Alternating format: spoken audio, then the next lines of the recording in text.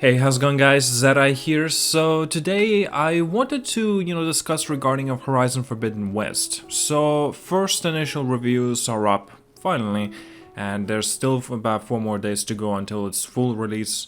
And man, I cannot wait. It's gonna be very exciting to get my hands on it and experience it for myself, and of course make my own review for the game.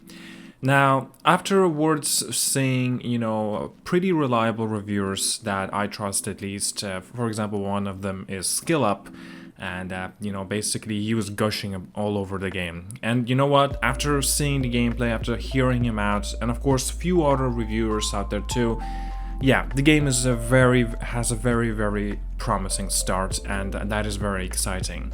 Always nice to see these sorts of very big titles actually living up to the standards of the consumers, right? And such as Horizon Zero Dawn, right? Even though it had its initial issues, it seems like Horizon Forbidden West is actually like a Mass Effect 2. Basically, obviously it's not the same thing, but still a leap in terms of Mass Effect 1 to a Mass Effect 2. That's how it's, reiterated. And perhaps that's a very good comparison, right? Still, I'm not talking about the game with comparisons, but I'm talking about in terms of the leap.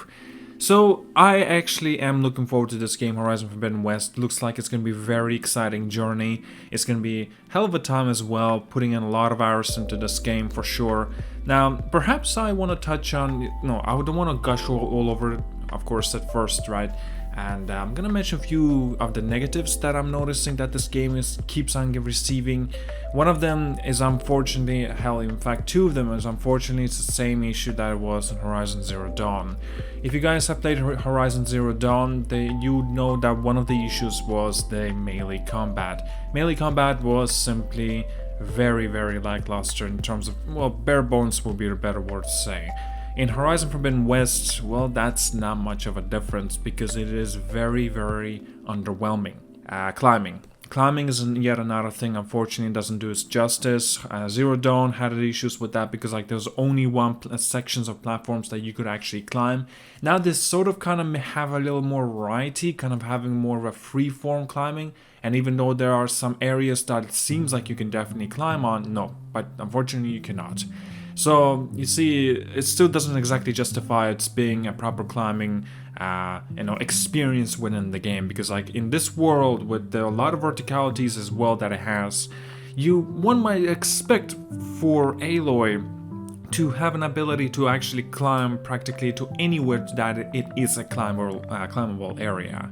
Such as Assassin's Creed, that's a very bad comparison, since in Assassin's Creed nowadays, anything you can climb on. It's ridiculous in a lot of ways.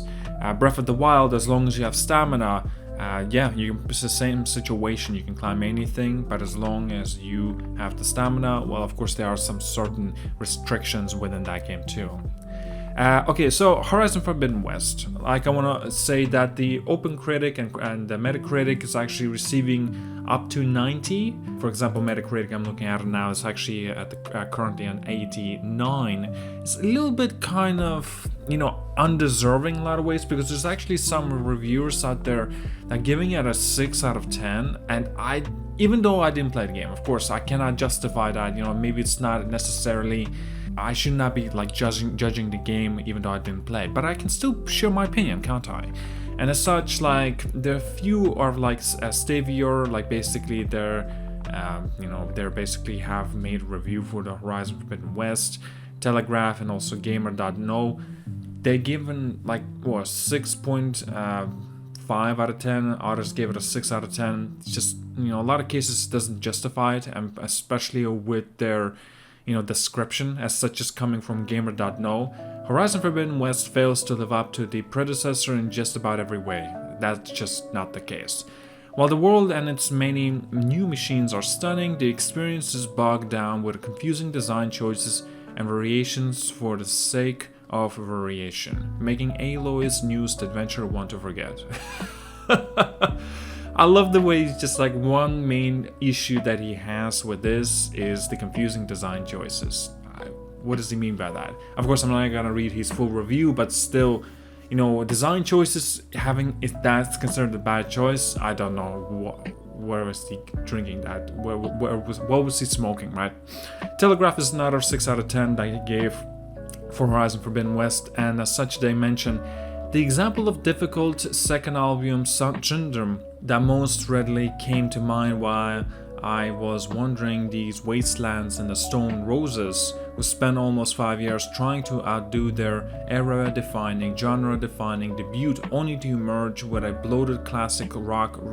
See what I mean? Like, it's not getting into the point of anything. And as such, of course, I know, again, this is just a small little description. I could just read a full review, but I'm not going to. I can already say that 6 out of 10, I don't believe that game deserves that.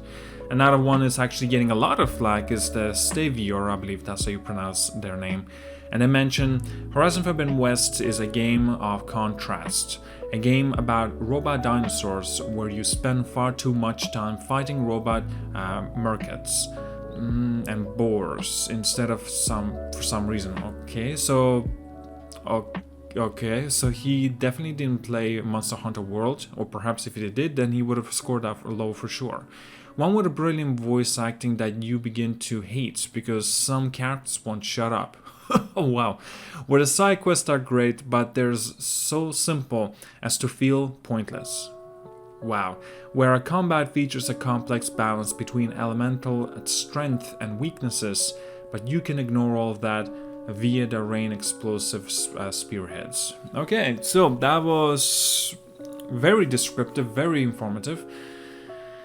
Okay, yeah, anyway, this is just a lot of bullshit, a lot of cases, but yeah, let's just concentrate on more on a, like 10s out of 10s, 9s and 8s out of 10 for Horizon Forbidden West, such as like a daily star they gave it. You may have played its various parts before in multiple other games, but the makers have taken the best of the rest and forged their own unique hit with a pitch-perfect story and exemplary gameplay.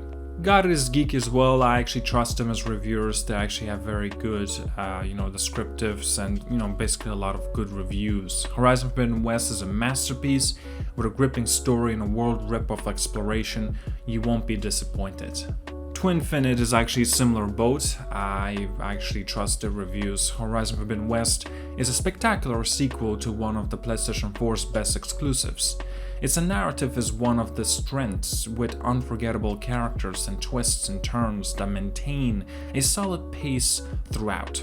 And its combat has been expanded on, adding in a new weapon and ammo types to make eliminating machines and humans an immensely satisfying experience. All of this is wrapped up in a world that feels more alive and meticulously crafted than its predecessor, with the visuals and the animations that bring the special blockbuster feel. Sony's exclusives are now renowned for the PlayStation 5.